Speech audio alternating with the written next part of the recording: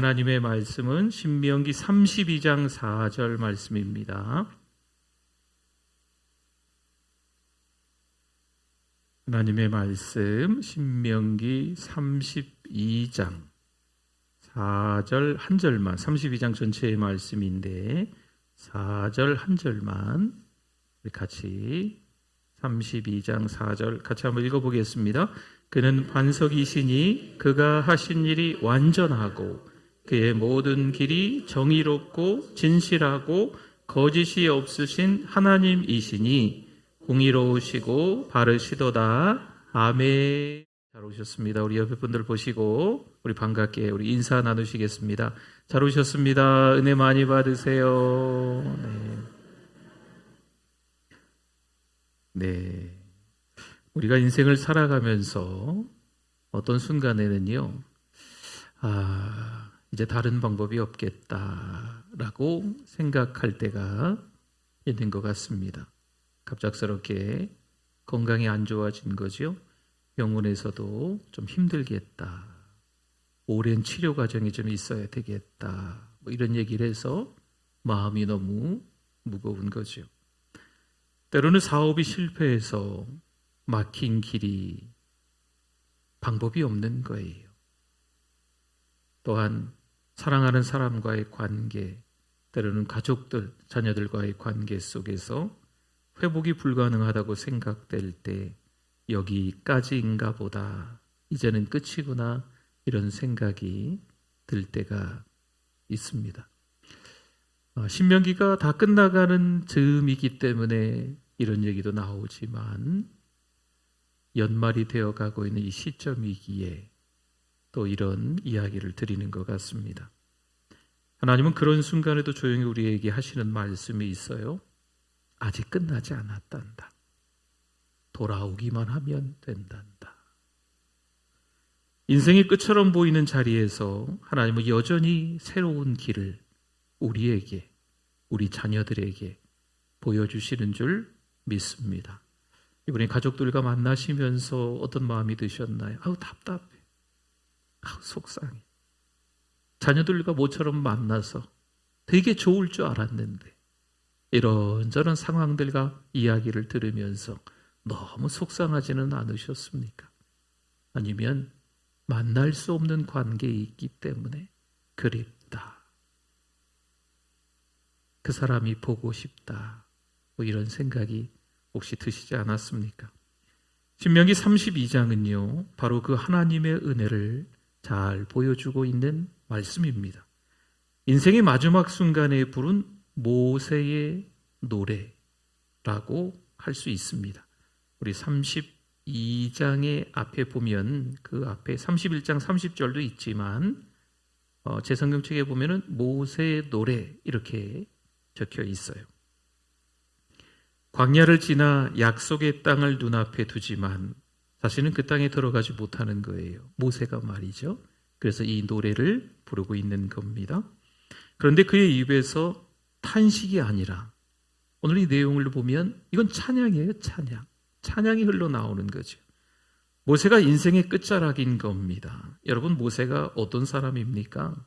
이스라엘 백성 전체를 하나님의 은혜 가운데 하나님이 인도하셔서 출애굽하게 만들었잖아요. 물론 하나님이 하셨지만 하나님이 모세를 사용하시고 그 40년 광야 가운데서도 우왕좌왕할 수밖에 없는 그들이지만 하나님은 모세를 통해서 계속해서 그들을 품어주시지 않습니까? 모세가 있었기 때문에. 언제는 그런 기도를 했어요. 저를 생명책에서 지워주세요. 이들을 용서해 주세요. 라고 기도했던 모세였던 겁니다. 모세는요, 단 한 번도 흔들리지 않으시는 하나님은 반석입니다. 이렇게 오늘 말씀에 고백하고 있어요. 자신과 백성들이 자주 넘어지고 흔들렸을 뿐이지 않았나라고 오늘 이 모세의 노래에 보면 모세가 그렇게 깨달은 내용들이 나옵니다. 맞습니다. 사람은 불완전하지만 하나님은 완전하시며 우리는 자주 잊어버리지만 하나님은 결코 우리를 잊으신다? 아니죠. 우리는 너무 자주 잊어버려요. 그러나 하나님은 우리를 잊지 않으시는 줄 믿습니다. 그 내용이 있는 겁니다. 신명기의 흐름을 따라가다 보면 이 32장은요, 하나님이 끝에 남기신 사랑의 노래처럼 모세를 통해서 우리에게 얼마나 하나님이 우리를 많이 사랑하시는지, 기다리시는지 보여주고 있는 노래 같아요. 하나님이 모세에게 이 노래를 기록하게 하시며 말씀하시죠. 신명기 31장 19절에 보니까 이런 말씀이 있었어요. 오늘은 32장이잖아요. 19절쯤에 보니까 그러므로 이제 너희는 이 노래를 써서 이스라엘 자손들에게 가르쳐 그들의 입으로 부르게 하여 이 노래로 나를 위하여 이스라엘 자손들에게 뭐가 되게요? 증거가 되게 하라. 아멘. 32장은요, 단순한 노래가 아니라는 거예요. 하나님의 언약을 다시 새기는 노래입니다. 하나님은 이 노래를 통해 백성에게 말씀하시는 거죠. 그래서 32장 전체 중심 메시지를 간단하게 요약하면 이렇습니다. 너희는 나를 잊었지만 나는 너희를 잊지 않았단다. 너희는 나를 너무나도 쉽게 잊어버리지만 상황과 환경에 따라서 때로는 등을 보이고 말지만 나는 너희를 잊지 않고 다시 돌아오기를 기다린단다. 여러분, 이게 오늘 32장의 중심 메시지예요. 이스라엘의 역사는요, 하나님의 은혜와 인간의 연약함이 엇갈린 길이에요. 하나님은 계속 사랑한다 말씀하시고 이스라엘 백성들은 이 인간의 연약함, 나약함으로 말미암아서 자꾸 그 하나님이 퍼부으시는 그 사랑을 모른 척하고 외면하는 거죠. 그들은 광야에서 하나님의 기적을 보지만 여전히 원망하고 불평합니다. 하나님께 받은 복으로 배부르지만 그 복을 주신 분을 너무 쉽게 잊어버립니다. 그래서 이 노래는 물론 경고이기도 합니다. 동시에 하나님이 사랑이 목마르신 거죠. 하나님이 굳이 그럴 필요가 없으신데 그들을 향해서 사랑의 호소를 하는 겁니다. 나를 잊지 말아라. 나에게 돌아오너라. 그러면 너희가 다시 살 것이란다.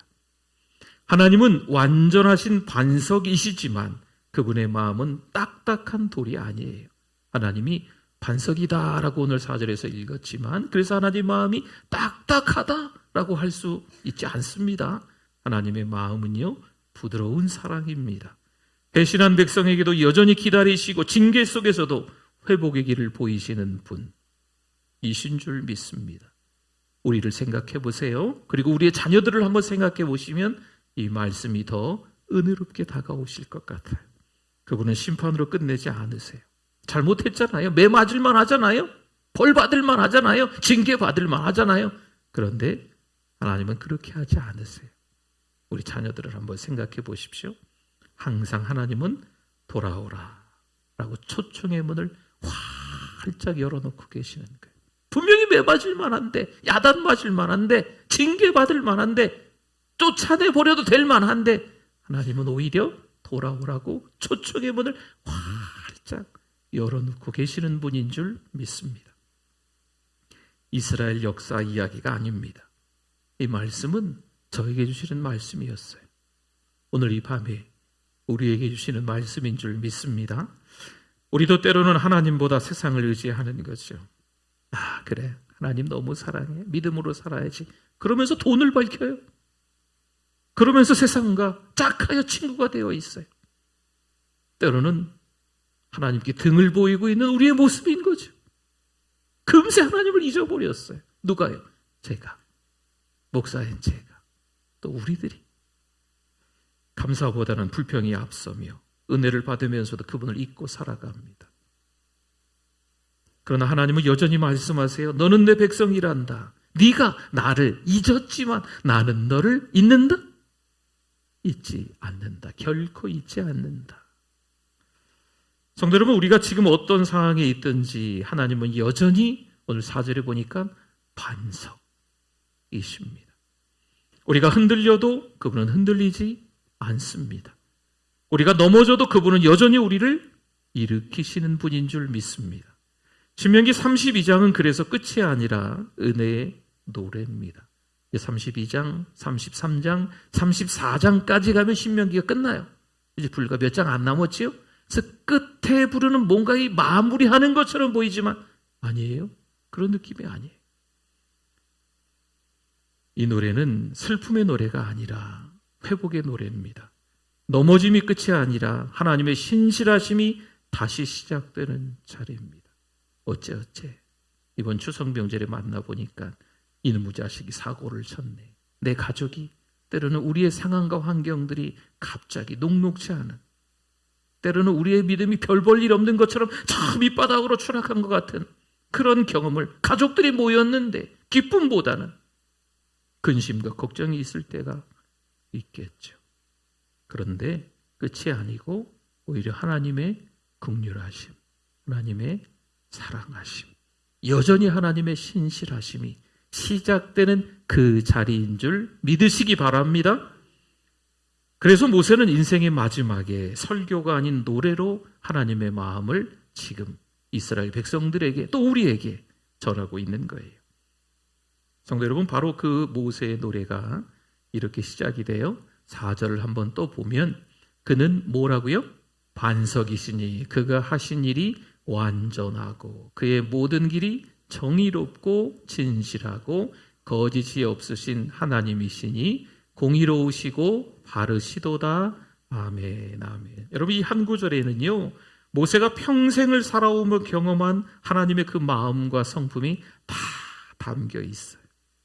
비록 한 구절이지만 모세가 인생을 어떻게 궁궐에서 40년을, 어떻게 미디안 광야에서 40년을, 또 이스라엘 백성과 함께 또 40년을 어떻게 출애굽하고 광야에서 살았는지가 다 들어가 있는 것처럼 보입니다. 하나님은 변하지 않으시는 반석이시며 그분이 하신 일은 불완전하고 아니죠.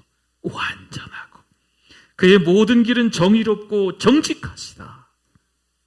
지금 모세가 고백하고 있는 거예요. 여러분, 여기서 반석은요, 절대적으로 흔들리지 않는 이 토대입니다. 토대, 기초. 그걸 반석이라 그래요. 그래서 피터, 베드로, 그 이름의 뜻도 그렇거든요. 이 반석은요, 흔들리는 게 아니에요. 그래서 누구나 딱 올랐으면 지지할 수 있는 거예요. 이스라엘 백성의 반석은요, 단순한 돌이 아니라 생명을 주는 상징이기도 합니다. 광야에서 이스라엘 백성이 목말라 죽을 지경일 때가 있었잖아요. 그때 하나님께서 모세를 통해 반석을 치게 하시고 그곳에서 뭐가 나왔습니까? 물이 나왔잖아요. 그 반석은 물론 단단합니다. 하지만 하나님의 은혜가 그 단단함을 깨트려 생명의 물을 흘려 보내신 거죠. 그러니 이 반석은 견고하다라는 뜻과 동시에 은혜가 그곳에서 흘러나온다 라는 의미가 담겨있는 상징적인 단어가 이 반석입니다. 사도 바울은 이 사건을 해석하면서 이렇게 말하네요. 고린도전서 10장 4절에 보니까 다 같은 신령한 음료를 마셨으니 이는 그들을 따르는 신령한 반석으로부터 마셨음에 그 반석은 누구라고요? 곧 그리스도시라. 아멘. 바울은 반석은 곧 그리스도시라고 단언하고 있습니다. 신명기 32장의 반석은 단지 돌덩어리, 이것이 아니에요. 누구를 예표하고 있다고요?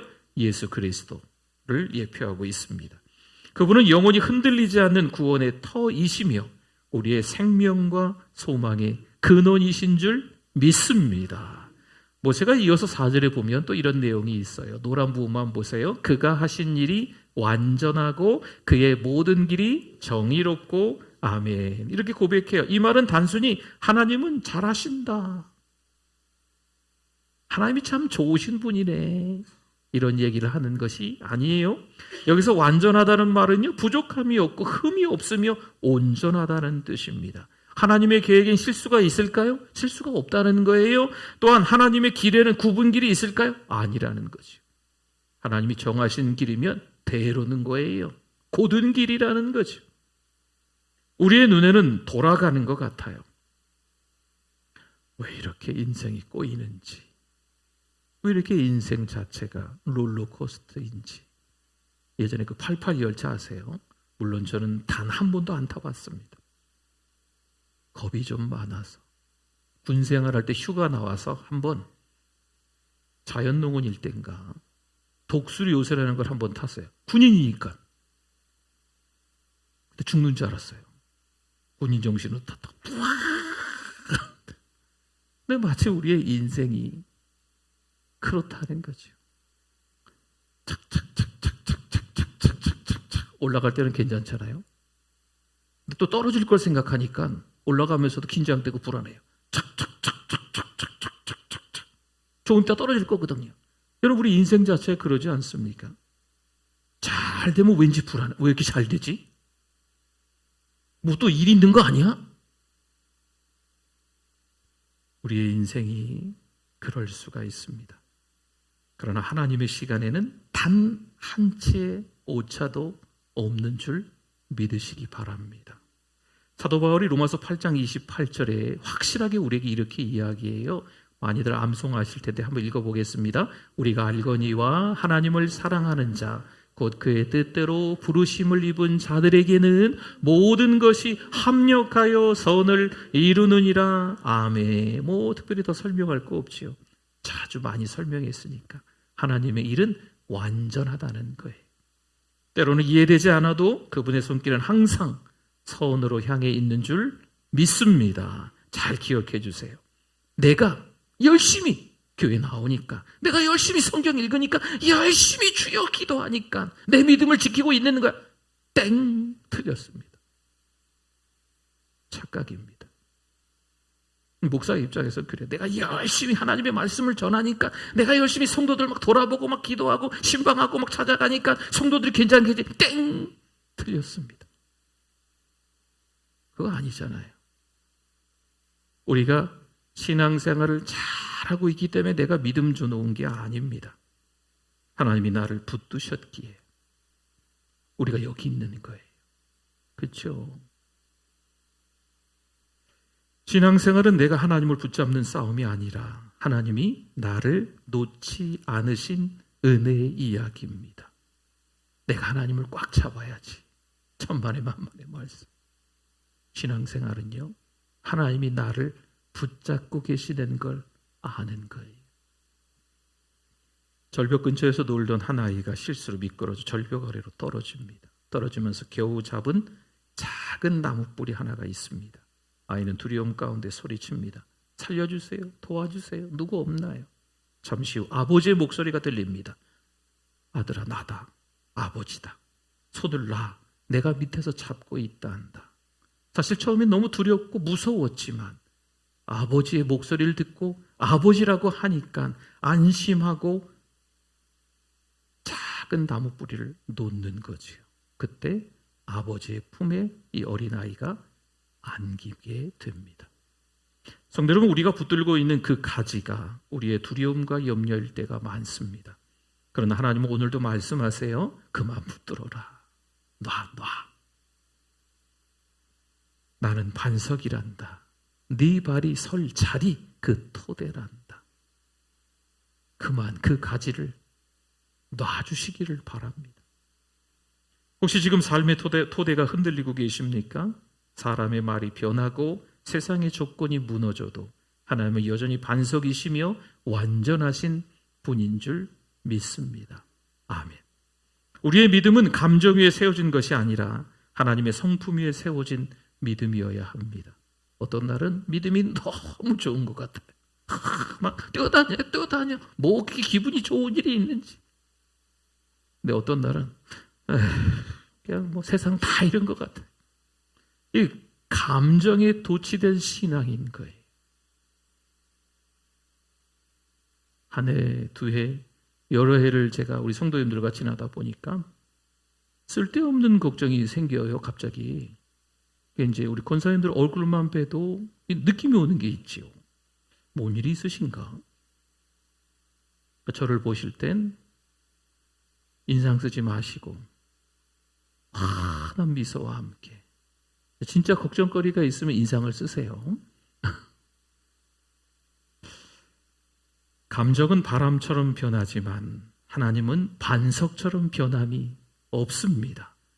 오늘 이 말씀 앞에 이렇게 고백합시다. 주님, 내 마음이 흔들려도 주는 영원한 반석이십니다. 그런데 안타깝게도 이스라엘은 그 반석 대신 하나님을 어떻게 했어요? 기억하지 못하고 어떻게 했어요? 잊어버립니다. 모세의 노래는 처음에는 하나님의 위대함을 찬양하고 있지만 곧 이어지는 부분에서는 하나님의 은혜를 잊고 등을 돌린 이스라엘의 모습이, 그 백성들의 모습이 솔직하게 다 드러나고 있습니다. 15절과 18절을 한번 볼까요? 그런데 여수른이 기름짐에 발로 찼도다. 내가 살찌고 비대하고 윤택함에 자기를 지신 하나님을 버리고 자기를 구원하신 반석을 업신여겼도다. 아멘. 18절에도 보니까 너를 낳은 반석을 내가 상관하지 아니하고 너를 내신 하나님을 내가 잊었도다. 아멘. 여기서 여수른이라고 하는 건 고든 자, 의로운 자라는 뜻이에요. 하나님께서 이스라엘을 사랑으로 부르실 때 사용하신 이름이 바로 여수른입니다. 그러나 그들은 복을 받고 배부르자 오히려 어떻게 됐어요? 그 복이 자기 때문에 온 건지 알고 교만해집니다. 내가 열심히 기도하니까, 내가 신앙생활 잘하고 성경도 읽고 기도도 많이 하니까 내가 이렇게 잘 됐어. 아닙니다. 목사님, 제가 열심히 말씀 준비하고 설교하고 또 막 신방하고 성도들 위해서 막 기도하고 이러니까 성도들 가정이 다 평안해. 할렐루야, 감사합니다. 아닙니다. 은혜의 근원이신 하나님을 잊어버리고 스스로의 힘을 신뢰하는, 지금 이스라엘 백성들의 모습을 다 드러내고 있는 거예요. 하나님을 잊는다는 건 뭘까요? 성경에서 잊는다라는 말은 기억하지 못한다는 뜻이 사실은 아닙니다. 고의적으로 무시하다, 마음에서 지워버리다, 이런 의미예요. 잊다, 잊는다, 잊어버린다는 것은 일부러 잊어버리는 거예요. 조금 더 안타깝지만 이스라엘 백성들을 빗대어 이야기하면 이스라엘 백성은 하나님을 잊은 것이 아니에요. 하나님을 외면한 것입니다. 그들이 하나님이 역사하신 것을 몰랐을까요? 기적적인 걸 직접 몸소 자기들이 체험 안 했을까요? 체험했잖아요. 그러니까 그들은 알면서도 고의적으로 하나님을 무시하고 하나님을 외면한 거죠. 하나님을 부인하지는 않지만 삶의 중심에서 하나님을 밀어내고 자기 자신을 주인으로 삼는 겁니다. 나 하나님 믿습니다. 나 기독교입니다. 요즘은 학교에서 뭐 종교 이런 거 조사 안 하지만 가끔 이렇게 모임들 같은 데 보면 이야기하시는 분들이 있더라고요. 교회 다닌다고 기독교라고, 자, 교회 집사라고 이렇게 이야기하시는 분들이 있더라고요. 말은 청산유수처럼 막 떠들어대는데 진짜 하나님을 믿는가 하는 거죠. 하나님을 믿습니다라고 말하면서도 중요한 결정의 순간마다 하나님을 자기 계산에서 다 빼버리는 거죠. 나 하나님 믿어요 라고 말하면서, 나 교회 열심히 다녀요 라고 말하면서 중요한 순간에 자기 마음대로 선택하는 거죠. 여러분, 이건 잊어버림의 죄입니다. 하나님은 그들의 배은 망덕함을 보시고 징계를 허락하시죠. 그런데 놀랍게도 그분의 진노가 파괴가 아니라 회복을 위한 손길이셨어요. 36절에 한번 볼까요? 참으로 여호와께서 자기 백성을 판단하시고 그 종들을 불쌍히 여기시리니 곧 그들의 무력함과 갇힌 자나 노인자가 없음을 보시는 때로다. 아멘. 이 구절은 징계의 끝에 회복을 예고하는 말씀입니다. 여기서 불쌍히 여기시리니라고 하는 이 말은 태중의 자식을 향한 어머니의 깊은 긍휼이라는 뜻을 가지고 있습니다. 아이를 가졌어요. 이 아이를 얼마나 사랑하겠어요. 아무것도 못 먹어도 그냥 버티시더라고요. 그렇죠? 복중에 그 아이를 위해서 항상 조심하죠. 요즘에는요, 우리 애들 이렇게 할 때랑 좀 다르게 병원에 자주 가더라고요. 뭔 검사가 많더구만요. 네, 그래서 또 나라에서도 그 검사라고 또 카드도 준다며요. 아무튼 뭐가 많아요. 그 아이를 사랑하는 마음으로. 그러니까 여기서 불쌍히 여기시리니라는 말은 복중에, 이 태중에 있는 아이를 너무 사랑하는 그 마음의 뜻이 담겨져 있는 거예요. 성도 여러분, 하나님의 징계는 부모의 매와 같습니다. 고통은 사실 있습니다. 하지만 버림은 없습니다. 혼내는 것처럼 보이지만 다시 안아준다는 거죠. 아빠가 미안해. 혼내서 미안해. 부모들 그러시잖아요. 기껏 뭐라고 야단쳐놓고 돌아가서 괜히 괜히 뭐라 그랬나. 그냥 말하지 말걸. 혼내지 말걸. 뭐 이러지 않습니까? 히브리서 12장 6절에서 이런 말씀이 있어요. 주께서 같이 한번 읽어볼까요? 주께서 그 사랑하시는 자를 징계하시고 그가 받아들이시는 아들마다 채찍질 하심이라 하였으니 아멘. 그렇습니다. 하나님의 채찍은 그분의 포기가 아니라 그분께서 사랑하시기 때문에 간섭하심입니다. 하나님이 간섭하지 않으신다면 그것이야말로 버림받은 증거가 되는 거죠. 한 조각가가요, 큰 대리석 덩어리를 다듬습니다. 사람들이 물어요. 왜 그토록 세게 정을 그렇게 망치로 치냐고. 산산조각 날 수도 있지 않겠냐고. 좀 살살 좀 치라고. 그러자 조각가가 웃으며 말합니다. 이 돌 속에는 이미 하나님이 의도하신 모습이 그대로 다 들어있어요. 나는 그저 그것을 찾아가고 있을 뿐입니다. 심하게 그 정을 대고 망치를 두들겨서 때로는 더 크게 조각이 나서 떨어질 수 있지만 하나님이 만들어 놓으신 그 작품 그대로를 찾아가고 있다는 거죠. 성도 여러분, 하나님의 징계는 우리를 부수려시는 것이 아니라 우리 안에 이미 심어두신 그리스도 예수의 성품과 모습을 드러내시려는 하나님의 손길입니다. 고난은 그리스도의 빛이 우리 안에서 더욱 선명하게 빛나게 하시는 하나님의 조각칼인 거죠. 어떠세요? 혹시 지금 고난 가운데 계십니까? 하나님이 저 멀리, 도대체 하나님이 어디 계신 거야? 안 보이세요? 그러나 기억하십시오. 하나님의 징계는 더딘 것 같아도 아주 심하게 우리에게 채찍질 하시는 것 같아도 등을 돌리신 것이 아니라 오히려 사랑으로 붙드시는 손길인 줄 믿습니다. 하나님은 우리가 무너진 자리에서도 여전히 말씀하세요. 너희는 나를 잊었지만 나는 너희를 어떻게 한다고요? 잊지 않았단다. 이게 신명기 32장의 중심 메시지예요. 성도 여러분, 오늘 그 음성을 들으시기를 바랍니다. 회복의 길은 멀리 있지 않습니다. 그분께 돌아가면 징계는 곧 은혜의 통로가 됩니다. 그리고 바로 그 은혜의 약속이 모세의 노래 마지막 부분에서 더욱더 분명하게 드러나는 것을 볼 수 있어요.